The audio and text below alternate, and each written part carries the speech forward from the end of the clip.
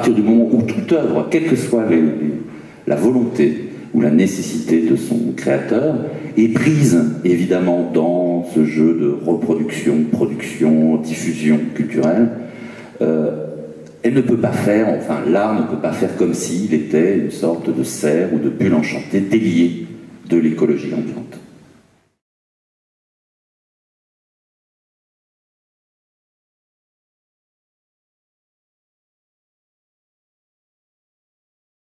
Il y a de l'art plastique au sens propre.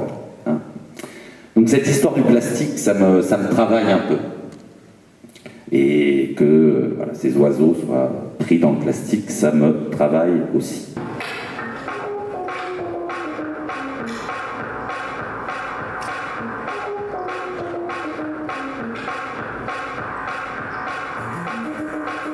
Ce qui m'intéresse là-dedans, c'est qu'effectivement, pendant tout le film, il y a tout ce côté, on ne peut plus plonger dans l'océan sans penser à Cousteau. D'un certain point de vue, Cousteau a lui-même plastifié avec son imagerie l'océan.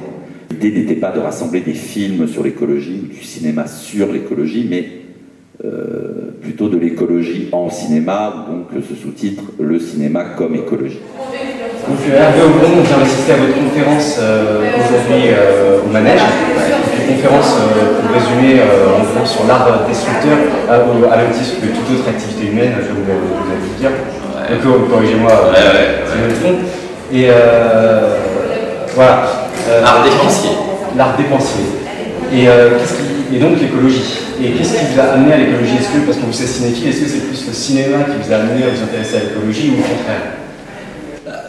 On l'oublie souvent, mais la cinéphilie, enfin c'est vrai que la cinéphilie, on a tendance peut-être parfois à se replier sur le seul cinéma, justement, cette espèce de géode là, du cinéma qui se fait. Mais le cinéma, ça concerne toutes les dimensions de nos existences, quoi. Donc là, on a passé l'âge aussi de la cinéphilie. À un moment donné, ça a eu son sens évidemment quand il a fallu faire reconnaître des films et surtout faire reconnaître que le cinéma c'était un art, etc. Après, le cinéma, à quoi ça sert? C'est complètement une fenêtre, quoi. Enfin, c'est bien, ça aide effectivement à mieux voir le monde, peut-être à mieux le percevoir ou à le voir autrement. Donc, je veux dire. Encore heureux que je ne m'intéresse pas qu'au cinéma, parce que voilà, un spécialiste de cinéma, oui, un spécialiste de cinéma, évidemment, il connaît le cinéma, mais le cinéma, ça doit être un art, c'est un convertisseur, c'est ce qui permet aussi de passer à autre chose. On peut parler de tout avec le cinéma, on peut tout voir, enfin, je veux dire, voilà, le cinéma, c'est un art quand même du dehors. Voilà, justement, voilà, c'est ça. C'est un art du dehors. Hein, à la base, c'est bien monter une caméra n'importe où. Et puis, d'un certain point de vue, pour faire un film, là, voilà, quand vous utilisez les caméras, vous faites bien à votre manière une petite écologie de l'espace, quoi. Vous dites, bon, alors, pourquoi je place la caméra là, comment, etc. Donc, ça paraît assez naturel, si je puis dire. Et après, bon, j'avoue que c'est une question. Je pense que l'écologie, s'il y a une question importante par les temps qui courent, c'est une de celles-là. Je ne dis pas que c'est la seule, enfin, on a quand même beaucoup de choses à inventer là-dessus. Et justement, ce qui m'intéresse, c'est que l'art, le cinéma notamment, ça part à jouer là-dedans, mais encore une fois, pas sur le mode trac, attention, il faut diversifier ses déchets, quoi. D'accord. Ouais. Non, mais justement, en fait, ça répond un petit peu à ma deuxième question. Vous parliez de cinéma en tant que fenêtre, parce que vous avez parlé notamment du gaspillage de l'énergie solaire. Ouais. Et là, on a abordé un peu plein de thèmes, on a parlé politique, on a parlé de robotique, vous avez parlé même. Ouais. Est-ce que sans parler de cette énergie solaire qu'on en a besoin, sans parler de solutions, mais peut-être effectivement, est-ce que l'art, le cinéma, se doit être moralisé, comment dire, d'apporter une morale, oui, vous venez de répondre, effectivement, non, bien sûr, l'idée c'est pas de demander d'être l'inspecteur du CO2 et des déchets en disant alors comment ça s'est passé ce tournage, vous avez été propre, vous avez fait bien les choses comme il faut, c'est pas ça la question. C'est quand je parle là de la lumière, en plus c'était avec Georges Bataille et ça a un enjeu plus large que les panneaux solaires, quoi. Hein. Lui, voilà, il dit simplement la vie est dépensière. La vie, la biologie va inventer toujours des solutions. Finalement, l'évolution biologique, ça a été une manière d'encore plus dépenser d'énergie, parce que oui, un carnivore dépense plus d'énergie qu'un herbivore, et qu'un herbivore qu'une plante, c'est ça qui dit. Et donc finalement, la biologie, c'est une formidable machine à dépenser. Donc lui, il fait plus une espèce de lecture comme ça, c'est bien au-delà de... Voilà. Et je crois que cette histoire de gaspillage, c'est intéressant quand même, sur le fait que, effectivement, la biologie est dépensière, la vie est dépensière. Bon. Et donc, après, il faut surtout pas, on en a eu assez, là, des espèces d'inspecteurs, enfin, ou de, comment dire, de haut commissaire qui va dire, ah, ce film-là, ça va, il est idéologiquement correct. Non, c'est pas ça, hein. C'est juste rappeler, justement,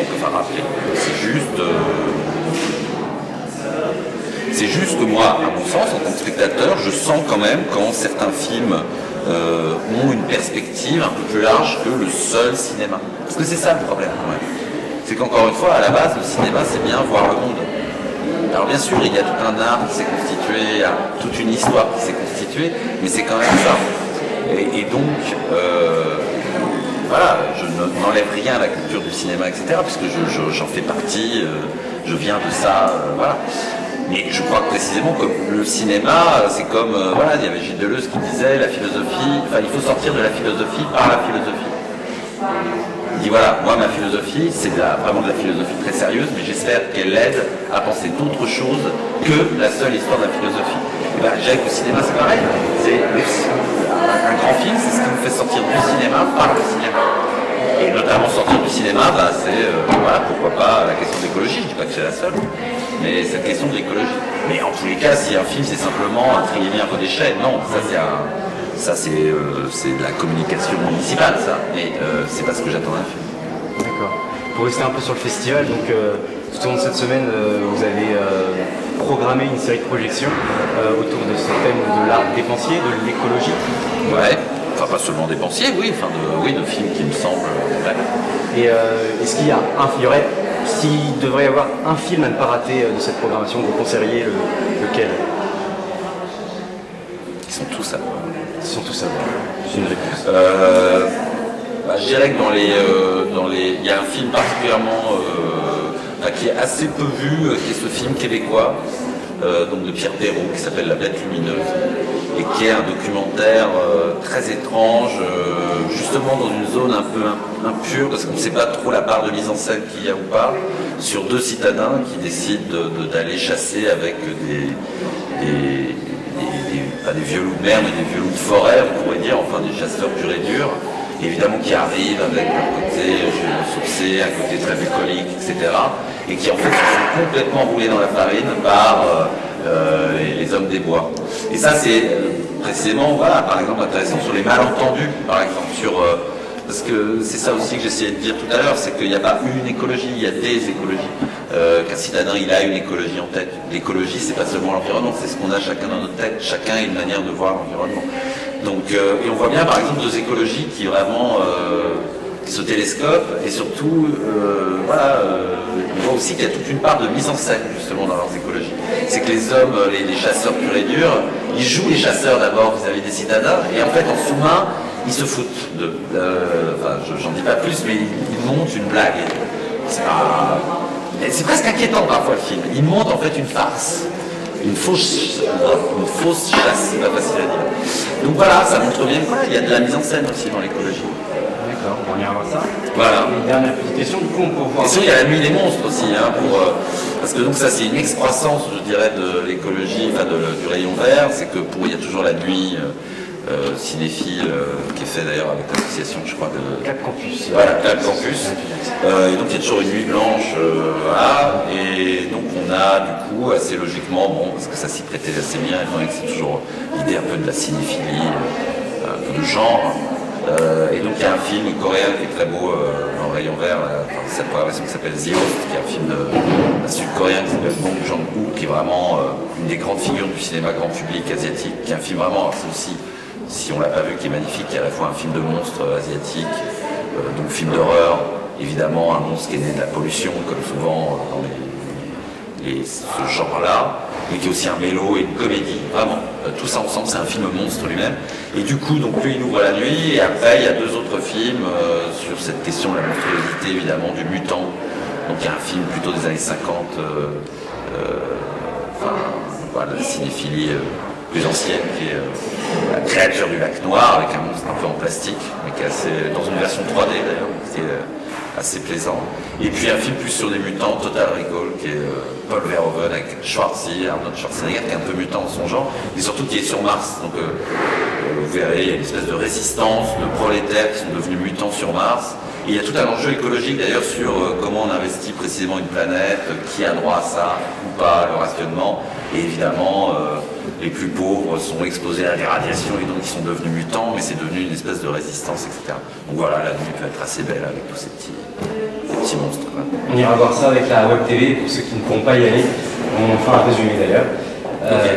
Et donc, en ce qui vous concerne, pour parler de vous, juste, on vous verra, on pourra vous voir dans une conférence bientôt ou pour vous sortir un livre peut-être, je crois qu'on vous verra à la fin de la semaine, le public pourra vous rencontrer, non Bah, y a pas de, moi, il n'y a pas de. J'espère faire un livre à partir de cette question-là d'écologie, etc. Mais j'ai pas. Alors peut-être qu'il y a des livres à moi, là, parce que j'ai fait quelques petits livres, ouais. J'ai fait un livre sur Pixar, notamment. Ah, bah si, il est là, voilà, il y a un livre sur Pixar, qui a déjà 2 ans.